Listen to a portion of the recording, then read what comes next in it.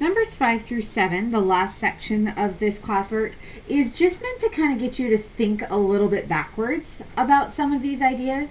So if you feel like you're still kind of barely hanging on to the main ideas, I wouldn't worry too much about 5 through 7, and I would skip them entirely. But if you feel like you're ready to extend your thinking a little bit, numbers 5 through 7 are basically asking you to kind of think backwards. Essentially to start guessing and checking some possibilities so that you can figure out how to determine what an answer is to an unknown x.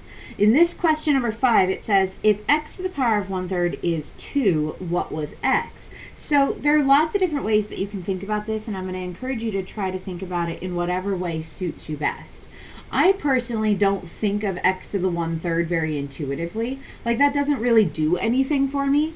But if I think of the third root of x to the power of 1, that to me kind of makes sense. Because I look at third root and I start to think, oh, okay, third root, that's like 3 multiplications.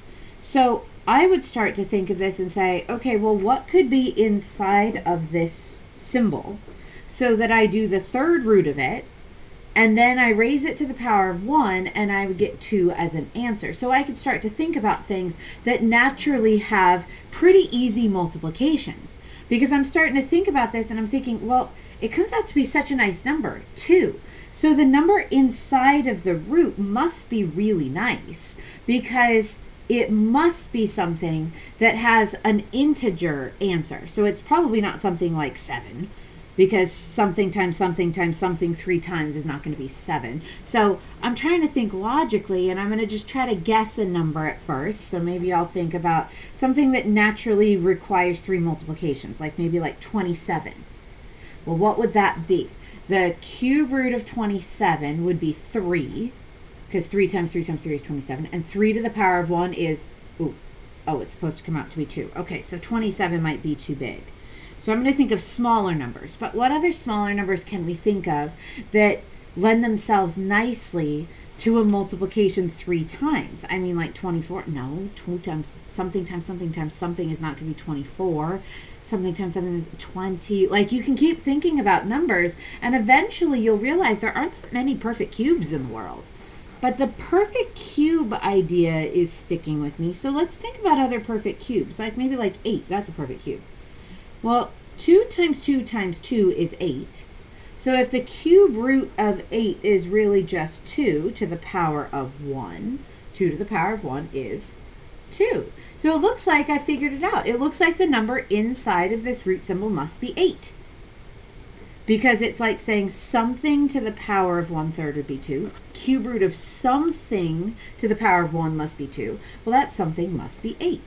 And if I grab a calculator to check, which always is a good idea, I'll do, just to check, 8 to the power of parentheses, 1/3. Whoops. Typos all over the place there, sorry. And sure enough, I get 2 as my answer. So I know x really was 8. So I know that works. Now, if you're more comfortable just guessing and checking a bunch of different numbers for x until you get something in your calculator that gives you the right answer, that's fine too. You can guess and check as much as you want.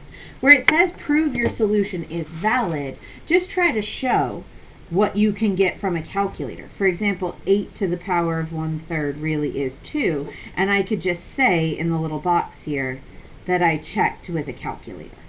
Try to articulate how you know and how you checked, just so that way you can explain your reasoning, and you can look back at it later and say to yourself, how did I get that again? Oh, okay, I got a calculator to do it. Now again, these are extensions.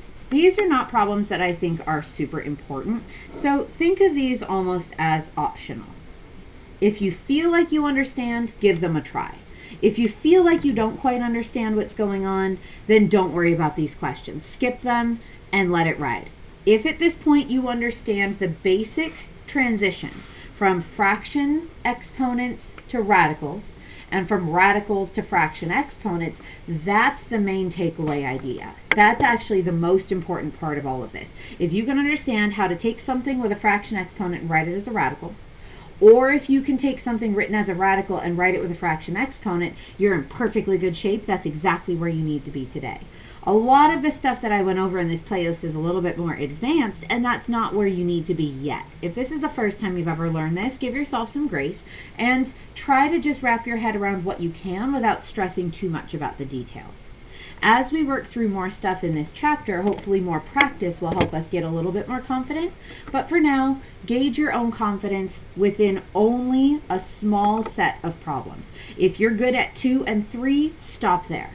If you're good at 2 and 3 but felt like, okay, 4 was getting tricky, that's totally fine. If you felt like you were fine with 2 and 3 and 4, but 5, 6, 7 are looking too much, that's okay too. 2 and 3 are by far the most important questions here.